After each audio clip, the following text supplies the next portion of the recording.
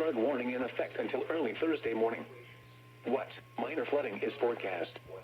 Where? Swatara Creek and Harbor Tavern.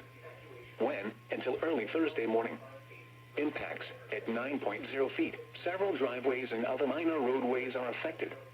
Water begins to enter some basements. At 10.0 feet, high water isolates several houses. At 12.0 feet, a number of secondary roads are closed, resulting in some evacuations. A few homes are flooded. Additional details: at 9:15 p.m. Tuesday, the stage was 6.3 feet. Forecast: the creek is expected to rise above flood stage late tonight to a crest of 10.9 feet early tomorrow afternoon. It will then fall below flood stage tomorrow night. Flood stage is 9.0 feet. http://www.weather.gov/safety/flood.